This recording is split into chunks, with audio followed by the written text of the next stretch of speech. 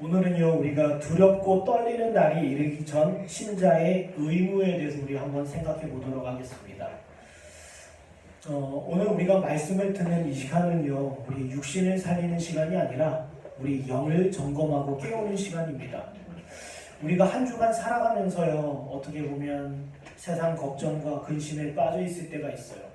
그리고 때로 하나님의 말씀에 소홀히 하거나 하나님의 말씀을 깊이 묵상하는 시간을 잃어버릴 수도 있습니다. 하지만 오늘 주일 예배 가운데는요, 우리가 하나님의 말씀을 묵상하고 우리 영혼을 깨우고 우리 영혼을 새롭게 하는 시간이라는 것입니다. 과거 우리 믿음의 선배들은요, 주일을 영혼의 장날이라고 이야기했어요. 장날이 있으면 사람들에게 있어서 필요한 모든 물건을 그 장터에서 얻지 않습니까? 마찬가지입니다. 주일이 영혼의 장날인 이유는 신자에게 있어서 필요한 모든 것을 얻는 날이기 때문이에요. 그 영혼에게 있어서 가장 유익하고 가장 복된 시간이라는 것입니다. 교회에서 성도님을 만나고 서로 교제 악수를 청하고 귀한 음식을 먹고 나누는 것 중요합니다. 그러나 이보다도 더 중요한 것은 무엇이에요? 우리가 하나님의 말씀을 듣고 그 영혼이 살아나는 거예요. 그리고 그 영혼이 깨어나는 시간이라는 것입니다. 이만큼 소중하고 중요한 시간 가운데 무슨 일이 일어납니까? 굉장히 중요한 일이 일어나는데 거듭난 신자에게 있어서 영혼의 갱신이 일어나요. 내가 과거에는 하나님의 은혜로 거듭났습니다. 예전에는 하나님의 은혜를 기억하고 간직하고 있어요. 그런데 어느 순간 그 은혜를 에베소 교회처럼 잃어버린 때가 있어요. 에베소 교회를 향해서 뭐라고 하십니까? 첫사랑을 회복하라. 이것이 바로 영혼의 갱신이에요. 다시 영혼이 그 그리스도 안에서 그 사랑으로 말미암아 다시 깨어나는 거예요. 그리고 또 한 가지가 있습니다. 아직 거듭나지 아니한 사람들, 아직 중생하지 않은 사람들, 아직 회개와 믿음으로 나오지 아니한 사람들 가운데 다시 그들의 영혼이 하나님 앞에서 깨어지고 하나님 앞에서 엎드려지고 다시 거듭나는 그 놀랍고 크신 역사가 이 시간 가운데 있다라는 거예요. 우리는 뚜렷하게 알지는 못합니다. 내 영혼 가운데, 내 중심 가운데 무슨 일이 일어나고 있는지를 우리는 잘 모를 수도 있어요. 하지만 중요한 것은 빌립보서 1장 6절 말씀처럼 하나님께서 그리스도께서 저와 여러분 가운데 착한 일을 시작하셨어요. 여러분, 복음주의자들은요, 자꾸 감정으로 치우칩니다. 뭔가 눈물을 흘려야지, 뭔가 울컥해야지, 뭔가 마음 가운데 뭔가 짜릿함이 있어야지, 그래야만 은혜를 받았다라고 생각해요. 물론 은혜를 받고 은혜를 누리면 눈물이 있습니다. 마음에 애통함이 있습니다. 간절함이 있습니다. 그러나 더 중요한 것은 뭐예요? 우리가 이 영혼의 장날 가운데 모인 성도들 가운데 그리스도께서 착한 일을 시작하신 것이 더 중요하다는 거예요. 그래서요, 그 책임이 있는 목회자는요, 하나님의 말씀과 교리에서 떠난 설교를 절대 하면 안 돼요. 절대 하면 안 돼요. 가장 중요한 것은요, 하나님의 말씀과 교리에서 떠나는 가르침이 아니라 하나님의 말씀과 교리에 충실한 그 가르침이 증거되어야만 영혼들 가운데 그리스도께서 역사하시는 선한 일이 발생될 수 있다는 것입니다. 이것이 성경에서 이야기하는 원리예요. 그래서요, 오늘은요, 속건제에 대해서 다시 한번 생각해 보는 시간입니다. 지난번에 우리 레위기서 5장과 6장을 통해서 속건제에 대해서 가르침을 받았습니다.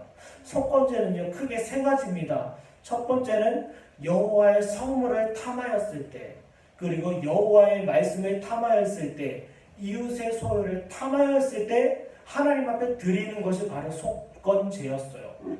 그 원인은 어디에 있었습니까? 바로 탐심이에요.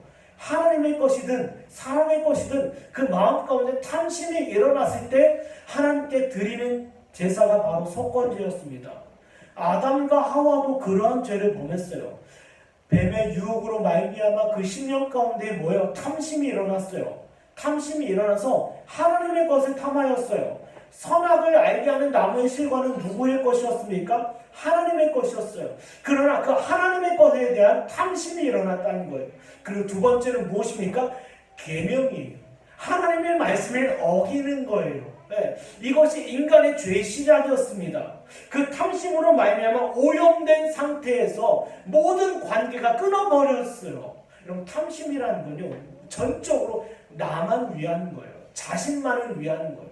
이 탐심의 결과로 인간과 하나님의 관계가 끊어져 버렸습니다. 그렇죠? 그리고 사람과 사람의 관계가 끊어져 버렸어요. 그리고 자신과의 관계가 끊어져 버렸습니다. 그리고 온 피조세계와의 모든 관계가 깨어져 버렸어요. 한마디로 이 세상이 인간의 죄로 말미암아, 인간의 탐심으로 말미암아 완전히 뭐예요? 그 관계가, 그 모든 것이 뭐예요? 부패해졌다라는 거예요. 썩어져 버렸다라는 거예요. 죄로 말미암아. 여기 로마서 8장 22절에 중요한 말씀을 합니다. 피조물이 다 이제까지 함께 탄식하며 함께 고통을 겪고 있는 것을 우리가 아느니라. 모든 피조물이 인간의 죄로 말미암아 오염이 되었고 부패해버렸어요. 그래서 하나같이 뭐예요? 탄식하고 근심하고 있다는 것입니다. 보세요. 이것과 같습니다. 맑은 물 가운데 오염된 폐수가 쏟아져 나오는 것 같아요. 이 세상은 바로 이와 같습니다. 하나님께서 창조하신 맑고 아름다운 호수 가운데 인간의 죄로 말미암아 오염된 폐수들이 그 강물로 쏟아지는 것과 같다라는 거예요. 그 쏟아짐이 크다라는 거예요. 오늘날 이 시대가 바로 이와 같습니다. 한번 뉴스를 보세요. 들려오는 소식들을 들어보세요. 하나같이 어떤 소식들입니까? 굉장히 우리 마음을 어렵게 하는 소식들이에요. 그리고 우리가 한 번 더 주목해 봅시다. 우리 마음과 생각을. 우리 마음과 생각 가운데 쏟아져 나오는 것들. 제가 저번에 말씀드렸죠. 우리 마음 가운데 쏟아져 나오는 것을 그 누구 앞에서 내려놓지 못한다라는 것. 그만큼 우리는 뭐예요? 죄로 오염되었고요. 이 세상은 이 죄의 부패성 가운데 허덕이고 있다라는 거예요. 그렇다면 속건제에서 말하는 인간의 죄는 과연 무엇이냐? 바로 탐심인데, 그 탐심으로 말미암아 온 세상의 관계가 깨어지고 온 세상이 죄로 오염되었어요. 이것을 다시 되돌릴 수 있는 능력은 사람에게 없습니다. 물론 그거에 대한 책임은 인간에게 있습니다. 이 세상이 이와 같이 죄로 오염되었고 죄로 말미암아 모든 부패함이 나타나는 이때 그 원인은 바로 아담과 하와로부터 비롯된 인간의 죄에 있다라는 거예요. 그 죄를 책임져야 하는 의무가 있습니다. 우리에게는. 그러나 그것을 다시 보상하거나 배상할 수 있는 능력은 없어요. 죄로 말미암아 우리가 오염된 이 세상을 다시 하나님께서 창조하셨던 그 세계로 그 원상복귀를 할 수 있는 능력과 힘이 우리에게는 없다라는 거예요. 책임과 의문이 있어요. 그러나 우리는 그 능력이 없다라는 것이 바로 속건제의 가르침입니다. 너에게는 그런 능력과 힘이 없기 때문에 너에게 필요한 것은 뭐예요? 이 속건제물이라는 거예요.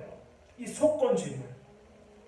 만약에 고대 근동지역에서요, 어떤 사람이 돈을 빌렸습니다. 그리고 어떤 사람에게 피해를 입혔어요. 피해를 입혔다라고 하면 하나님의 말씀에 따라서 보상을 해야죠. 속건제 교훈에 보면 어떤 사람에게 물질적 피해를 입혔다라고 하면 그 물질의 피해에 대한 5분의 1을 더해서 보상하라는 거예요. 상대방의 마음을 흡족하게, 그리고 상대방의 너의 참여하는 너의 속죄의 모든 모습을 마음으로 표현해라. 그래서 5분의 1을 더해서 상대방에게 보상하라고 이야기했어요. 그런데 만약에 자기가 이것을 보상할 능력이 없다라고 하면 어떻게 됩니까? 자기 자신이 담보 잡히게 돼요. 자기 자신이. 어떤 것도 담보를 할 수 있는 물건이 없어요. 속건제로 그 사람에게 보상할 수 있는 것이 하나도 없어요. 그때 자신이 담보물이 돼서 그 사람이 종이 되는 거예요. 마찬가지입니다. 이 죄로 말미암아 오염된 이 세상 가운데서 인간이 이것을 보상해야 되는데, 하나님의 법에 따르면, 하나님의 율법에 따라서 우리는 이것을 보상해야 되고 배상해야 되는데 그 능력이 없다라는 거예요. 그래서 우리는 어떻게 됐습니까? 죄와 사망의 종이 된 거예요. 그래서 뭐라고 합니까? 하나같이 죽기를 무서워해서 죄의 종노릇했다라고 이야기해요. 성경은요. 우리는 보상과 배상의 책임과 의무는 있지만 그 능력이 없어서 우리 자신을 하나같이 죄와 사망의 노예가 됐다라는 거예요. 죄와 사망의 종이 되었다라는 거예요. 그래서 주님께서 주신 것이 뭐예요? 속건제예요. 너에게는 배상할 능력이 없다. 책임은 있으나 능력이 없다. 그래서 그 책임을 바로 내가 짊어지겠다. 이것이 바로 속건제라는 것입니다. 그렇다면 속건제 교리를 통해서 우리가 오늘 이 시간 우리가 생각해 봐야 될 것은요. 하나님께서 저와 여러분의 죄를 위하여 그 의무를 이행하셨어요. 그렇다면 저와 여러분에게 있어서도요. 동일한 의무가 있다는 것입니다. 여러분 두렵고 떨리는 날이 이르기 전에 신자로서 마땅히 이행해야 되는 의무가 무엇인지 한번 따져보는 시간이 되었으면 좋을 것 같습니다. 제가 오전에 우리 지체들과 함께 나눈 바가 있어요. 나눈 것이 있는데 보세요. 노아는 어떤 사람이었습니까? 노아는요. 제가 노아 얘기를 자주 하는데 노아는 어떤 사람입니까? 그는 경고하심을 받은 사람이에요. 경고하심을 받았고요. 그리고 무엇보다도 하나님 앞에 자기 의무를 다 이행한 사람이에요. 홍수 이전에 하늘에서 비가 내리는 법이 없었습니다. 네, 비가 내리는 법이 없었어요. 그런데 하나님께서 노아에게 경고하시고 말씀하셔요. 하늘에서 비가 내리는 날이 있을 것이다. 네, 결국 있을 수 없는 일이 벌어지겠다라는 거예요. 이전에 있었던 일이 아니라 결국 있을 수 없는 일이 이제 곧 벌어진다라는 거예요. 그것을 그는 경고함을 받고 믿음으로 말미암아 그 의무를 이행했다라는 거예요. 120년 동안. 여러분에게서도 마찬가지입니다. 우리는 그 경고를 받았어요. 그 경고를 받았어요. 이 세상에 마지막이 있다라는 것. 또한 저와 여러분은 뭐요? 선악간에 하나님 앞에 서는 날이 있다라는 것. 경고함을 받았어요. 경고함을 받는 신자들은 두렵고 떨리는 날이 이르기 전에 자기가 마땅히 하나님 앞에 행해야 할 그 의무를 감당하게 된다라는 거예요.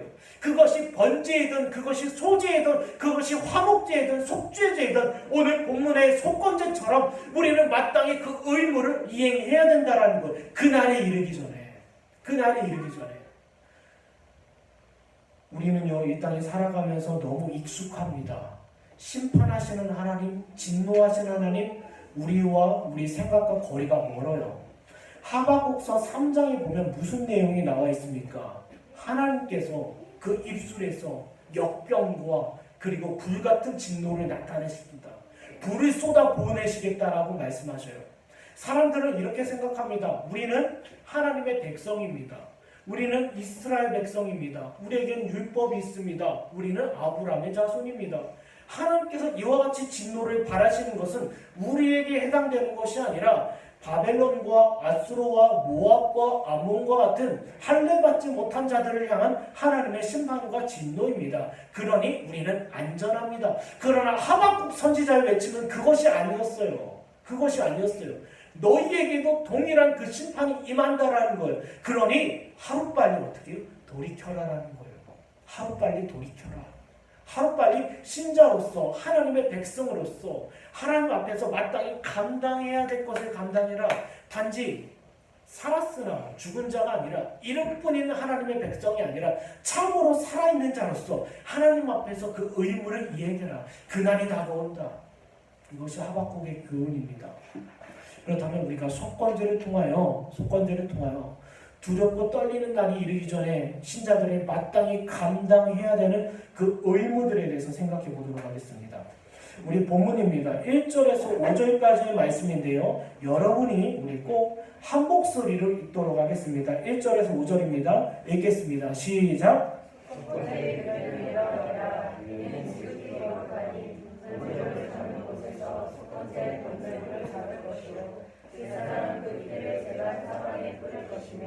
그 길을 모두 들게 곧 그들의 인지와 내장에 덮인 길과 두 콩팥과 그 위의 길 모두 털쪽에 있는 것과 칼에 덮인 껍질을 콩팥과 함께 떼어내고 제사장은 그것을 다 제단 위에서 불살라 여호와께 화제로 드릴 것이니 이는 속건제니라. 첫 번째, 제사장의 속건제 의식에 대해서 이야기하고 있습니다. 우리가 살아가면서요 은행에서 혹은 타인에서 타인에게 돈을 빌리기도 합니다. 그런데 이것이 만약에 내가 은행이나 아니면 다른 누군가에게 어떤 채무를 졌어요. 내가 감당할 수 있는 것이라면 충분히 그것을 감당하며 갚아 나갈 수 있습니다. 근데 문제는 우리가 감당치 못할 빚을 지을 경우가 문제라는 거예요. 빚을 진 사람은요, 항상 독촉 전화를 받습니다. 그 마음에 근심과 걱정이 가득해요. 막대한 빚을 진 경우에요. 막대한, 어떤 사람이 사업을 하다가 사업을 실패했어요. 은행에 아니면 다른 사람들에게 막대한 빚을 졌습니다. 그에게 있어서 어떠합니까? 마음에 근심과 걱정이 가득한 거예요. 전화 한 통화 쉽게 받지 못하고 사람 하나 쉽게 만나지 못해요. 내 마음 가운데 무거운 짐을 지고 살아갑니다. 아무리 그 사람 앞에 진수성찬이 있다 해서 그 사람이 마음껏 그것을 먹을 수 있겠습니까? 주변에 작은 일이 있어요. 좋은 일이 있어요. 기쁜 일이 있어요. 그 기쁜 일 앞에 마음껏 웃을 수 있겠냐라는 거예요. 웃을 수가 없어요. 왜요? 그의 마음 가운데는 막대한 빛이 있기 때문에 그 빛으로 말미암아 뭐예요? 심각한 뭐예요? 두려움과 떨림이 그 마음 가운데 있어요. 네, 마음 가운데 있어요. 이것이 바로 속죄제를 드려야 되는 사람의 마음 상태입니다. 마음 상태요. 나는 배상의 책임이 있다. 나는 보상의 책임이 있다. 나는 물어줘야 된다. 그걸로 말미암아 그 마음 가운데는 무거운 짐이 있어. 나는 저럴 능력이 없는데 저 사람이 나를 종으로 삼으면 어떡하나? 저 사람이 나를 노예로 팔아버리면 어떡하나? 그런 무거운 두려움과 걱정과 염려와 근심이 그 마음 가운데 있는 상태가 바로 부지중 가운데 속죄제를 드려줘야 되는 사람들의 마음이라는 거예요.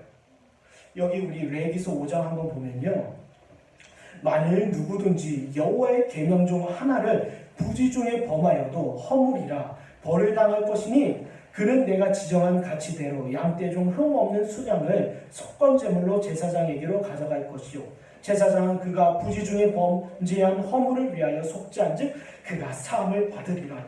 저는요 배상할 책임이 없습니다. 책임이 있습니다. 그러나 배상할 능력이 없습니다. 그 배상할 능력과 책임을 누구에게로 돌리는 거예요? 하나님께로 돌리는 거예요. 이것이 바로 속건제입니다. 네. 여기요, 막대한 빚을 진 사람 마음 가운데 무거운 근심과 걱정과 애통이 있는 것은 마치 이것과 같습니다. 하나님의 율법을 통해서 죄의 정죄함을 받는 상태라는 거예요. 여기 우리가 레위기서 5장 읽은 것처럼요, 사람이 부지 중에는 속건제를 드리질 못했어요. 네, 알 수 없는 부지라는 것을 알지 못한다라는 얘기예요. 알지 못하는 중에는 속건제를 드릴 이유가 없어요. 그런데 어느 순간 들었던 하나님의 말씀과 계명이 자기 마음 가운데 쏟아지기 시작하는 거예요. 그 마음 가운데 율법이 소리치는 거예요. 너의 마음으로 하나님의 성물을 탐하였다. 하나님의 계명을 탐하였다. 그리고 이웃의 소유를 탐하였다. 그의 양심 가운데 그 율법이 소리치는 거예요. 너의 탐심으로 말미암아 죄를 범하였다. 그때 그는 어떠합니까? 그 마음이 요동하는 거예요. 그 마음이 두렵고 떨림 가운데 소리치는 거예요. 어찌할꼬 오라 나는 곤고한 사람이로다. 이 사망의 몸에서 어떻게 하면 좋겠습니까? 그의 마음 가운데 일어나는 것이 바로 상하고 통회하는 심령이에요. 주님, 저는요 막대한 빚을 졌습니다. 보상할 책임은 있지만 그것을 보상할 수 있는 능력이 없습니다. 만약에 여러분이 수억 원의 빚을 졌다고 생각해 보십시오. 어떻게 그것을 감당할 수 있겠습니까? 여러분, 빚진 자의 심정은 어떠합니까? 그의 마음이 완전히 상하고 통회하는 심령이에요. 시편 51편 17절이 이렇게 되어 있습니다. 하나님께서 구하시는 제사는 상한 심령이라 하나님이여 상하고 통회하는 마음을 주께서 멸시하지 아니하시리이다. 하나님께서는요 배상과 보상의 책임이 있어 그 마음이 애통하고 상한 자에게 허락하는 것이 바로 속건제물이에요. 야, 흠없는 뭐예요? 양을 하나님께로 드려라. 이것을 하나님께서 받아주시겠다. 그가 속죄할 수 있는 자기의 탐심의 문제를 가지고 속죄할 수 있는 수단 앞에 엎드려지는 것, 이것이야말로 나의 모든 빚과 그 무거운 죄의 짐을 해결할 수 있는 길이구나. 그리고 이 사람은요 가장 좋은 것 무엇을 드립니까? 기름진 꼬리와 내장의 기름과 그리고 신장 곧 콩팥을 드려요. 하나님 앞에 화제로 태워드려요. 제가 레위기서 5장과 6장에 이 기름의 의미에 대해서, 이 콩팥의 의미에 대해서 제가 말씀드렸을 거예요. 여기 한번 다시 생각해 보겠습니다. 기름의 의미는 무엇입니까? 성경에서는요, 가장 값지고 아름답고 좋은 것을 기름졌다라고 얘기해요. 기름진, 여기 기름진 꼬리, 기름진 땅, 그리고 기름진 밭, 기름진 소출, 가장 좋은 것, 아름답고, 그것을 다 뭐라고 표현해요? 기름졌다라고 얘기해요. 기름졌다. 네. 한마디로 이 기름진 것은 가장 소중하고 귀한 것이에요. 그리고 콩밭은 무엇입니까? 콩밭. 네. 신장이죠. 여러분, 신장은요, 히브리적 사고를 통해서 우리가 생각해 본다면, 신장에는요, 인간의 영혼이 있다라고 생각했어요. 인간의 마음이 있다라고 생각했어요. 그리고 거기에 인간의 생명이 있다라고 생각했어요. 제가 저번에 말씀드렸습니다. 생명과 마음과 영혼은 하나다. 그 하나라도 잃어버리면, 마음이 잃어버리면 이 사람은 죽은 거예요. 네, 죽은 거예요. 영혼을 잃어버리면 이 사람은 죽은 거예요. 네, 마음과 영혼과 그리고 생명은 하나입니다. 그런데 이 사람이 지금 그 신장 콩밭을 하나님 앞에 화제로 태워 올려드려요. 이것은 가장 귀하고 소중한 것, 자기의 영혼과 자기의 마음과 자기 생명을 누구 앞에? 주님께 드린다는 거예요. 주님께. 제가 예전에 대학생 때 이런 책을 읽었어요. 천개의 심장. 천개의 심장. 자기에게 1000개의 심장이 있다라고 하면 이 모든 심장을 주님을 위하여 터뜨려 드리겠습니다. 헌신하겠습니다. 이 죄로 말미암아 이 율법의 책망과 고된 근심 가운데 있는 사람들, 그리고 무거운 짐을 진 사람에게 하나님께서 허락하신 것은 바로 이 속건제 제물이에요. 기름과 그리고 이 가장 아름다운 이 심장을 하나님 앞에 드려요. 이것에 대한 영적 의미가 있습니다. 하나님께서는요, 이 보상과 배상의 책임을 하나님께서 짊어지시고, 하나님께서 가장 아름답고 귀한 기름과 신장, 곧 콩팥을 드렸어요. 그것이 누구예요? 그리스도예요.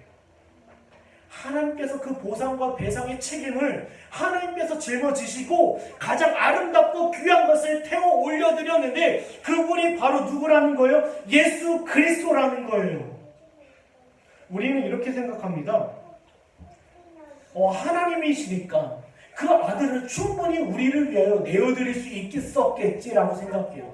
그런데 제가 전에 말씀드렸습니다. 이 하나님의 아들 예수 그리스도는 누구예요? 독생자예요. 여기 요한일서 4장 9절에 보면, 하나님의 사랑이 우리에겐 이렇게 나타나신 바 되었으니 하나님이 자기의 독생자를 세상에 보내심은 그로 말미암아 우리를 살리려 하심이라. 하나님의 독생자예요. 독생자라는 것은 뭐예요? 귀하다라는 거예요. 하나님의 유일하다라는 거예요. 그 유일하신 그 아들 예수 그리스도를 저와 여러분의 속건제 제물을 위해서 내어주셨다라는 거예요. 태워주셨다라는 거예요. 하나님께서는요, 배상과 보상의 책임과 의무가 없으셔요. 그러나 그 자녀들을 위하여 그 책임과 의무를 하나님께서 짊어지셨고, 그 가장 귀한 예수 그리스도를 내어주셨다라는 거예요. 여기 하나님의 마음이요, 마태복음 2장 18절에 나와 있는데, 라마에서 슬퍼하며 크게 통곡하는 소리가 들리니 라헬이 그 자식을 위하여 애곡하는 것이라. 그가 자식이 없으므로 위로받기를 거절하였도다 하니 이루어졌느니라. 보세요. 라헬이 자식이 없어서 그 자식 때문에 애곡합니다. 이 애곡하는 슬픔과 아픔이 누구에게 있다라는 거예요? 하나님께 있다라는 거예요. 우리가 우리 자녀들 얼마나 소중합니까? 굉장히 소중해요. 조금만 아파도 잠을 이루지 못합니다. 우리가 우리 자녀를 향한 그 마음처럼 하나님께서도 그 예수 그리스도를 사랑하셨다라는 거예요. 하나님이시니까, 능력이 하나님이시니까 우리를 위하여 당연히 충분히 그 아들을 내어주실 수 있었겠지. 아니요, 하나님은 충분히 그 아들의 죽음 앞에서 슬퍼하셨어요. 아파하셨어요. 라헬이 그 자식이 없음으로 말미암아 그 어디에서도 위로를 받지 못한 상태인 것처럼, 하나님께서 예수 그리스도의 죽음 앞에서 그 어디에서도 위로를 받지 못하셨어요. 이것이 하나님의 마음입니다. 그 자녀를 건져내기 위해서 속건제물로 그 아들을 내어주셨다는 거예요.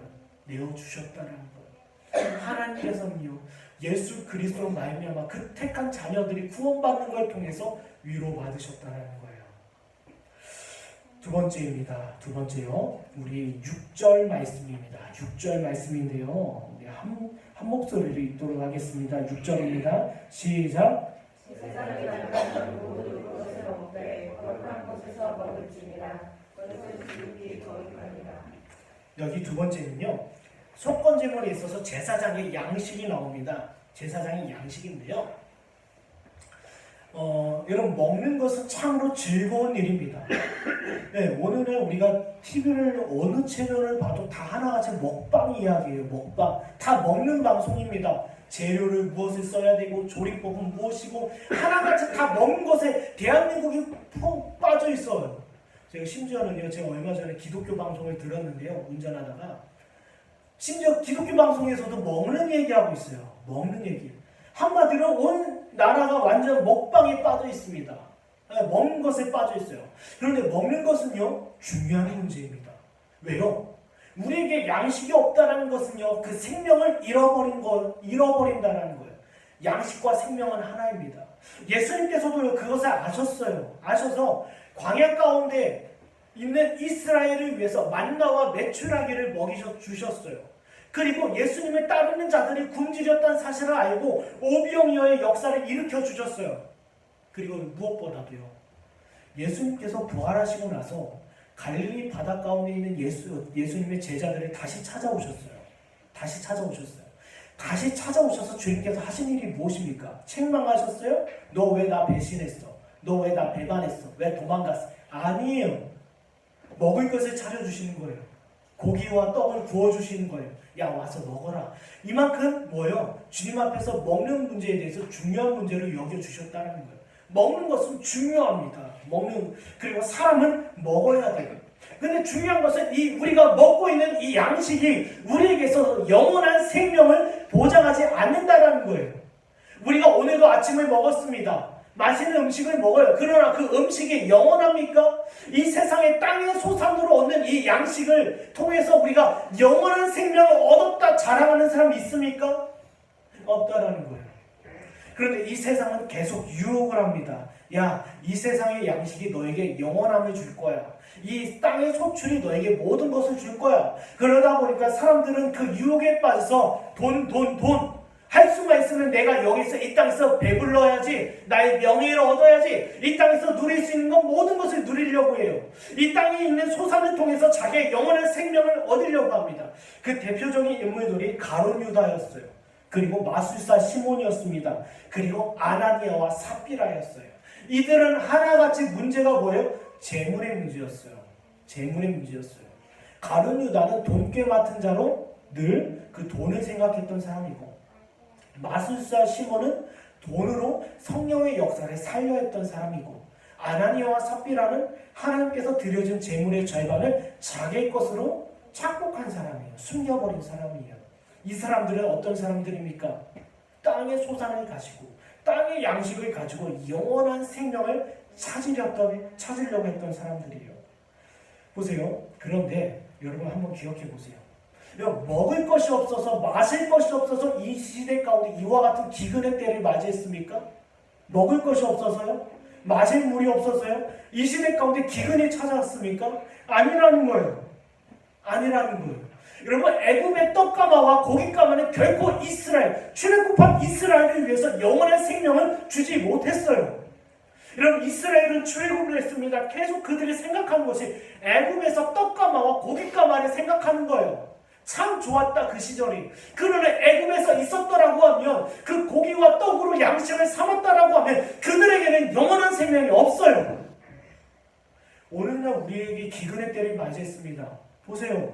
먹을 것이 없어서 기근을 맞이했습니까? 마실 물이 없어서 기근의 때를 맞이했습니까? 아니라는 거예요. 여기 아모스서 8장 11절에서 13절에 보면 이런 말씀이 있습니다. 주 여호와의 말씀이니라. 보라, 날이 이를지라. 내가 기근을 땅에 보내리니 양식이 없어 주림이 아니며 물이 없어 가람이 아니요 여호와의 말씀을 듣지 못한 기갈이라. 사람이 이 바다에서 저 바다까지 북쪽에서 동쪽까지 비틀거리며 여호와의 말씀을 구하려고 돌아다녀도 얻지 못하리니 그날에 아름다운 처녀와 젊은 남자가 다 기갈하여 쓰러지리라. 뭐야? 무엇이 없어요? 이 사람들의 이 영혼들, 이 사람의 최후가, 이 사람들의 죽음이 어디서 일어나는 거예요? 양식이 없어요? 마실 물이 없어요? 아니에요. 하나님의 말씀을 듣지 못한 가운데 이들이 다 쓰러져 지쳐 죽어간다라는 거예요. 제가요 캐나다에 있었을 때 엄청난 일을 겪었는데요. 사람들이요 영주권도 있습니다. 캐나다에서 좋은 대학, 토론토 대학 나왔어요. 직장도 있어요. 네, 그리고 그 자연 환경 얼마나 좋습니까? 때에 따라서 놀러 다니면 돼요. 그러나 그들의 영혼을 보니까 하나같이 뭐예요? 다 기갈하여 쓰러진 상태라는 거예요. 기갈하여 쓰러진 상태. 오늘은 어떠한 줄 아십니까? 제가 얼마 전에 서울에 계신 어떤 집사님한테 전화를 받았는데요. 교회에 대한 문제였어요. 이런저런 고민을 늘어놓는데 중요한 것이 있어요. 이 시대가 비록 뭐예요? 교회에 있다 하더라도 뭐예요? 마실 물이 없어서 그리고 먹을 양식이 없어서 굶주린 것이 아니라 하나님의 말씀을 듣지 못한 기갈의 때를 우리가 맞이했다라는 것. 이것을 성경은 뭐라고 합니까? 마지막 때라는 거예요. 마지막 때라는 거예요. 오늘 제사장들에게 하나님께서 양식을 주십니다. 먹을 것을 주셔요. 먹을 것을 주시면서 뭐라고 얘기하셨습니까? 이 거룩한 곳에서 먹으라는 거예요. 이 속건질 재물을 이 거룩한 곳에서 잡고 이 속건질 재물을 이 거룩한 곳에서 먹어라. 이 재물은 누구를 얘기해요? 그리스도를 얘기해요. 예수님께서 이렇게 말씀하셔요. 누가복음 13장 33절에 인자가 예루살렘 밖에서 죽는 법이 없다. 여러분 보세요. 속건 재물이 거룩한 곳에서 죽임을 당하고 거룩한 곳에서 먹었어요. 제사장들이. 마찬가지입니다. 예수 그리스도를 잡고 먹은 것이 그 현장이 어디입니까? 바로 예루살렘 그 거룩한 성이었어요. 하나님께서 거룩한 곳에서 먹으라는 것은 그리스도가 거룩한 곳에서 죽임을 당하고 거룩한 곳에서 사람들의 참된 양식과 참된 음료가 된다는 거예요. 이 의미가 거기에 담겨져 있습니다. 제사장들은 속건제 제물을 먹으면서 오실 메시아를 기억하는 거예요. 이 거룩한 성 예루살렘 성에서 죽을 예수 그리스도, 그리고 이 거룩한 성에서 죽음으로 말미암아 모든 사람들에게 참된 양식과 참된 음료가 될 예수 그리스도. 오늘 성찬식 하지 않습니까? 마찬가지입니다. 그리스도는요 저와 여러분에게 영원한 생명의 양식과 음료가 되셨다는 거예요. 어디에서요? 그 십자가에서요. 그 거룩한 성 예루살렘에서, 그리고 이 거룩한 곳 이 성전에서요. 여기 한번 말씀 보겠습니다. 요한복음 6장 53절에서 55절인데요. 예수께서 이르시되 내가 진실로 진실로 너희에게 이르노니 인자의 살을 먹지 아니하고 인자의 피를 마시지 아니하면 너희 속에 생명이 없느니라. 내 살을 먹고 내 피를 마시는 자는 영생을 가졌고 마지막 날에 내가 그를 다시 살리니 내 살은 참된 양식이요 내 피는 참된 음료로다. 그렇다면 속건제 교리를 통해 우리에게 주시는 교훈은 딱 한 가지입니다. 그리스도로 말미암아 영생을 발견하라. 그리스도로 말미암아 우리가 영원한 생명을 누릴 수 있다는 거예요. 아무리 오늘 내가 좋은 식당에서 배불리 먹었다 하더라도 그만이에요. 그 진수성찬 널려있는 많은 음식들이 우리에게 영원한 생명을 주지 못합니다. 이 세상의 소출은 우리에게 양식이 되지 않아요. 그래서 하박국 선지자가 뭐라 합니까? 논밭에 소출이 없어도 먹을 양식이 없어도 그리고 우리의 양떼가 없어도 나는 하나님으로 인하여 기뻐하며 구원의 하나님으로 말미암아 찬송하는 거예요. 즐거워하는 거예요. 마찬가지입니다. 먹을 양식이 없어서 기갈의 때를 맞이하는 것이 아니라 우리가 예수 그리스도가 없어서 기갈의 때를 맞이하는 거예요. 그렇다면 예수 그리스도를 먹는 것은 무엇입니까? 말씀을 먹는 거예요. 말씀을 먹는 거예요. 하나님의 말씀을 듣는 거예요. 예수 그리스도는 누구입니까? 예수 그리스도는 말씀이 육신되어 우리 가운데 거하시니 곧 예수 그리스도시요. 그리스도는 말씀이셔요. 말씀을 먹지 못해, 말씀을 듣지 못해 기갈의 때를 맞이했다라는 겁니다.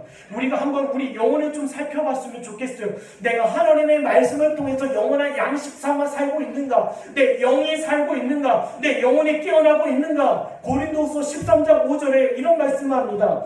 너희는 믿음 안에 있는가? 너희 자신을 시험하고 너희 자신을 확증하라. 예수 그리스도께서 너희 안에 계신 줄을 너희가 스스로 알지 못하느냐? 그렇지 않으면 너희가 버림을 받은 자니라. 예수 그리스도가 참된 양식이요 참된 음료인데 그 그리스도가 너희 안에 계신지 않는다면 너에게는 영원한 생명이 없다라는 거예요. 그 생명이 없다라는 거예요.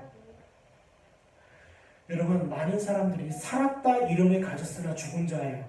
목사가 됐든 선교사가 됐든 신학 교수가 됐든 장로가 됐든 집사가 됐든 왼쪽으로는 교회 간판 붙여놓고 있어요. 왼쪽으로는 주일마다 옆구리에 성경 끼고 교회 나옵니다. 그리고 앉아서 나는 직분을 받았다, 나는 그리스도인이다, 나는 모태신앙이다, 내가 오랜 시간 교회에서 충성 봉사했다. 그러나 한번 살펴보라는 거예요. 그리스도의 말씀이 그의 심령 가운데 양심 가운데 생명이 되는지를. 여러분, 이것이 없으면요 두렵고 떨리는 날에 이르렀을 때 감당할 수 없다는 것입니다. 성경 어디에도요 너의 신앙 고백 그리고 너의 오랜 종교생활 그리고 너의 껍데기가 너의 구원을 보장한다라고 이야기를 하지 않아요.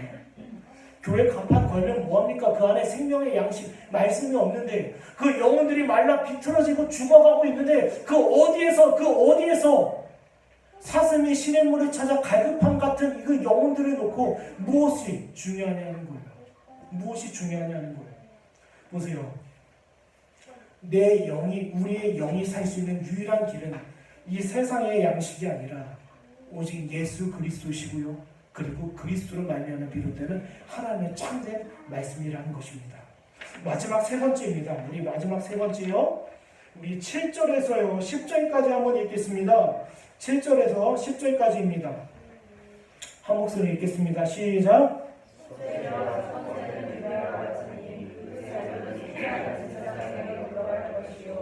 사람을 위하여 번제를 드리는 제사장 또 그 제사장은 그 경전을 가지고 가질 것이며 하나님의 수제물과 내리에나 착함에서 만든 수제물은 모두 그 제사장에게 요할 것이니 수제물을 드릴 것이나 말할 것이나 모두 아론의 자손 자손에게 분명하게 분배할 것이니라. 네, 여기 마지막에 보면요 단지 하나님께서 속건제 제물만 이야기하시는 것이 아니라 속죄제, 속건제, 번제, 소제 다 이야기하시는 거예요. 5대 제사를 다 이야기하시면서 주님께서 그 제사장들에게 그 소유를 나눠주시는 거예요. 나눠주시는데 여기서 중요한 것은요 참된 소유가 뭐냐는 거예요. 제가 저번에 한번 말씀드린 것 같아요. 무소유에 대해서. 여러분, 하나님께서요 우리에게 무소유를 말씀하신 적이 없다라는 거예요. 사람들은요 오늘날 소유에 대해서 극단으로 생각합니다. 어느 한편에서는 그 소유가 자기 것으로 여겨요. 또 어느 한편에서는 무소유가 마치 더 신앙이 있는 것처럼 위장하고 더 은혜로운 것처럼 포장해요. 보세요. 하나님께서 저와 여러분에게 소유를 주셨다는 건 그 목적과 뜻이 있어서 하나님의 것을 나눠주신 거예요. 여러분의 지혜, 여러분의 물질, 여러분의 은사, 그리고 여러분의 몸까지도 하나님께서 하나님의 소유를 나눠주신 거예요. 그 목적과 그 뜻이 있어서요. 네. 그렇기 때문에 우리는 그 목적과 뜻대로 살아가야 돼요. 그런데 어떤 사람들은 그 자기에게 있는 달란트와 은사와 재물을 가지고 자기 일을 위해서, 자기 욕심을 위해서 사용해요. 그리고 할 수만 있으면 이 땅에서 자기 능력과 힘을 통해서 자기 배만 불리려고 해요. 이것은 뭐예요? 하나님 앞에 큰 죄라는 것이에요. 이것은 참된 소유에 대한 개념이 아닙니다. 우리 과거 믿음의 선배들, 청교도들은요 소유에 대한 개념이 확실했어요. 확실해서 그들은 나에게 주신 이 목적, 이 소유, 이 재물, 이것을 어떻게 사용해야 될지 항상 늘 고민하고 기도했던 사람들이에요. 네, 늘 고민하고 기도하니까 뭐예요? 어떤 일이 벌어집니까? 오히려 그들의 공동체가 풍족해져요. 왜요? 하나님의 목적과 뜻대로 사용되니까. 여러분에게 은사가 있습니까? 지식이 있습니까? 재물이 있습니까? 우리 거 아니에요. 하나님의 것을 하나님의 목적과 뜻대로 나눠주신 거예요. 그래서 그 누구 앞에서 자랑할 수가 없다라는 것이에요. 또 한편의 사람들은요, 무소유가 마치 뭐 좀 더 거룩해 보이는 것처럼 포장을 합니다. 그리고 무소유가 뭔가 좀 더 경건한 것처럼 포장해요. 아니에요. 하나님의 것을 하나님의 뜻대로 사용하라고 재물을 주셨어요. 네. 생육하고 번성하여 땅에 충만하라. 뭐요? 내가 너에게 준 소유를 가지고 이 땅 가운데 하나님의 목적과 뜻대로 사용하라는 거예요. 아담에게 주는 하나님의 지혜를 어떻게 사용합니까? 모든 동물들, 식물들의 이름을 정하죠. 그리고 하나님의 뜻이 무엇인지 그 명철을 가지고 분별해요. 하나님께서 주신 거 가지고 그들을 바로 사용했다라는 거예요. 그렇다면 소유에 대해서는 세 가지입니다. 첫 번째는 모든 소유는 하나님의 것이다. 그리고 이 소유를 하나님의 목적과 뜻을 위해서 나에게 주신 것이다. 세 번째가 중요합니다. 세 번째는 영원한 것이 아니다라는 거예요. 우리가 아무리 재물이 있다 하더라도, 은사가 있다 하더라도 두렵고 떨리는 날, 주님께서 저와 여러분의 영혼을 거두시는 날에는 더 이상 우리 게 아니에요. 우리 게 아니에요. 여기 누가복음 12장에 이런 말씀이 있습니다. 심중에 생각하여 이르되 내가 곡식 쌓아둘 곳이 없으니 어찌할까 하고 또 이르되 내가 이렇게 하리라. 내 곡간을 헐고 더 크게 짓고 내 모든 곡식과 물건을 거기 쌓아 두리라. 또 내가 내 영혼에게 이르되 영혼아 여러 해 쓸 물건을 많이 쌓아두었으니 평안히 쉬고 먹고 마시고 즐거워하자 하리라 하되 하나님은 이르시되 어리석은 자여 오늘 밤에 내 영혼을 도로 찾으리니 그러면 내 준비한 것이 누구의 것이 되겠느냐 하셨으니. 세상은 거부합니다. 이거는 하나님의 것이 아닙니다. 그리고 나의 목적과 나의 뜻대로 사용되어야 합니다. 그리고 내 것은 영원합니다. 착각 가운데 빠져 있어요. 오류 가운데, 오해 가운데 빠져 있습니다. 인간의 수명이 해봤자 100년 이내예요. 100년이라고 하면 우리가 모든 것 가지고 있었던 지혜, 지식, 은사, 재물 다 털고 하나님의 심판대 앞에 서야 돼요. 이것이 저와 여러분입니다. 그래서요, 하나님께서는요, 제사장들에게 특이한 방식으로 그 소유를 얻게 하셨어요. 보세요. 출애굽한 그들이 가나안 가운데 정착을 합니다. 이제 가나안 가운데 정착을 하는데 하나님의 것을 하나님의 뜻대로 나눠주셔요. 각 지파대로 성읍과 기업을 나눠주십니다. 그런데 제사장들에게는 주시지 않았어요. 가나안 땅이 어떤 땅이었습니까? 하나님의 것이에요.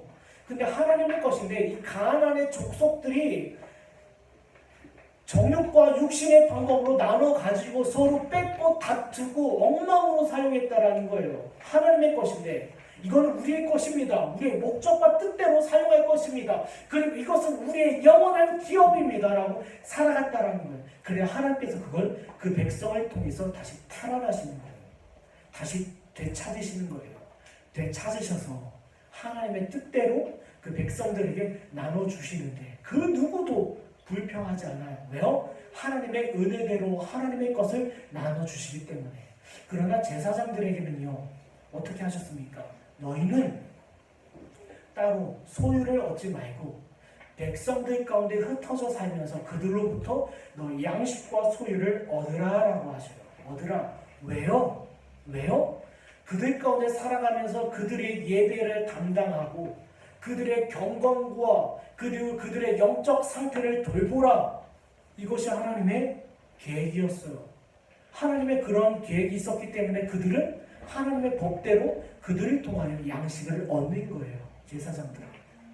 그런데요, 시대가 어두워질수록 대표적인 때가 언제였습니까? 사사기였어요. 사사기 때 백성들이요, 모세 율법대로 제사를 지내지를 않아요. 소홀히 합니다. 방탕해져요. 이때 무슨 일이 일어납니까? 제사장들이 그 먹을 양식을 위하여 한 사람 어떤 개인의 제사장이 돼요. 제사장은요, 이스라엘을 위해서 공식적으로 세우신 제사장인데 공직이에요. 그러나 그 사람을요, 자기 개인의 제사장으로 써요. 내가 너에게 먹을 것을 주겠다, 마실 것을 주겠다, 옷을 주겠다. 미가야라는 사람이 있어요. 그 사람이 그랬어요. 내가 너에게 양식을 주겠다, 먹을 것을 주겠다. 그러나 너는 우리 집의 개인적인 제사장이 돼. 먹을 것에 따라서, 양식에 따라서 움직이는 시대가 죄악된 시대인데, 그렇다면 우리에게 있어서 영원한 소유가 무엇입니까? 우리에게 주신 영원한 소유. 네. 이 땅에 있어서 우리의 환경이나 우리의 태도에 따라서 좌우되지 않고요. 이런 것이 있지 않습니까? 우리가요, 돈을 잘 벌 때가 있고 돈을 잃어버릴 때가 있어요. 그리고 재물이 있을 때가 있고 재물이 없을 때가 있어요. 이런 소유 말고 진짜 하나님께서 그 자녀들을 위하여 주시는 기업과 소유는 무엇이냐라는 거예요. 바로 예수 그리스도라는 것입니다. 우리는 그리스도로 말미암아 영생을 발견하고 하나님의 영원한 나라를 발견하는 거예요. 대표적인 인물이 우편에 있었던 강도의 얘기입니다. 누가복음 23장입니다. 달린 행악자 중 하나는 비방하여 이르되 내가 그리스도가 아니냐 너와 우리를 구원하라 하되 하나는 그 사람을 꾸짖어 이르되 내가 동일한 정죄를 받고서도 하나님을 두려워하지 아니하느냐 우리는 우리가 행한 일에 상당한 보응을 받는 것이니 이에 당연하거니와 이 사람이 행한 것은 옳지 않은 것이 없느니라 하고 이르되 예수여 당신의 나라에 임하실 때 나를 기억하소서 하니 예수께서 이르시되 내가 진실로 내게 이르노니 오늘 내가 나와 함께 낙원에 있으리라 하시니라. 많은 사람들이 오해를 합니다. 우편에 있는 강도처럼 죽기 전에 예수를 영접하고 죽으면 난 천국 갈 수 있다? 아니에요. 우편에 있었던 강도에게 나타난 믿음의 진정성이 무엇이었습니까? 자기 죄에 대한 정죄함을 받았어요. 그리고 죄에 대한 회개함이 있었습니다. 그리고 무엇보다도 예수 그리스도를 의지하여 하나님의 영생 그리고 하나님의 나라를 바라보았다라는 거예요. 다시 말씀드리자면 이 사람은 그리스도로 말미암아 소유를 삼고 하나님의 영원한 생명과 하나님의 영원한 나라를 기업으로 받았다라는 거예요. 죽기 전에 저 예수님 믿겠습니다. 아멘. 영접 기도하고 죽는 게 구원이 아니라는 거예요. 진짜 그 영혼 가운데 구원을 받았다라고 하면 그의 마음 양심 가운데 이와 같은 하나님의 선한 역사가 나타나야 돼요. 나는 주인입니다. 하나님, 내가 비록 나의 인생은 나의 멋대로 나의 육신대로 살았지만 이제 나의 인생의 마지막 앞에서 그리스도를 의지하여 영원한 생명 가운데 영원한 기업을 받길 원합니다라는 거예요. 사랑하는 여러분, 여러분에게 질문하겠습니다. 디도서 1장 2절에 보면 영생의 소망을 위함이라 이 영생은 거짓이 없으신 하나님의 영원전부터 약속하신 것인데 하나님의 영원한 소유를요 여러분에게 그리스도로 말미암아 주셨어요. 그렇다면 두렵고 떨리는 날이 왔을 때 그것이 두려움이 되겠습니까? 네, 세상 사람들은 눈물과 탄식의 날이 되겠지만 우리는 그 약속하신 그 약속이 성취되고 응답되는 날이에요. 그리스도로 말미암아 여러분에게 영원한 생명과 영원한 나라를 약속하셨어요. 그렇죠? 지금은 없잖아요. 영원한 나라가 하나님의 나라가 임하지 않았잖아요. 물론 우리 마음 가운데 그리스도로 말미암아 하나님의 나라와 영원한 생명이 있어요. 그러나 우리가 그 나라에 들어간 건 아니라는 거예요. 아직 우리가 그 약속이 성취되는 그날 우리는 기뻐할 거라는 것입니다. 기뻐할 거라는 거예요. 우리가 말씀을 정리해 보겠습니다. 종말에는요 개인적 종말과 역사적 종말이 있습니다. 개인적 종말은 우리의 생명이 다해서 하나님 앞에 서는 것이고요, 역사적 종말은 그리스도께서 심판주의 모습으로 이 땅 가운데 재림하실 그날이에요. 그러나 중요한 것은 이 두 가지의 날의 공통점은요 두렵고 떨리는 날이라는 것입니다. 우리가 그 날에 이르기까지 우리는 과연 우리 마음 가운데 그리스도로 말미암아 소유를 삼고 계시냐라는 거예요. 그리고 그리스도로 말미암아 그 양식이 되냐라는 거예요. 그리고 무엇보다도 우리에게 있어서 모든 죄에 대한 책임과 보상을 짊어지신 그 예수 그리스도를 바라보고 있냐라는 것입니다. 히브리서 12장 2절은 이렇게 경고합니다. 믿음의 주요 온전케 하신 이인 예수 그리스도를 바라보라라는 것. 우리는 뒤로 밀려나 침륜에 빠지는 자가 아니요 오직 영혼을 구원함에 이르는 믿음을 가진 자니라. 우리의 믿음으로 그 두렵고 떨리는 날을 준비하는, 대비하는, 예비하는 저와 여러분이 되길 간절히 축원합니다.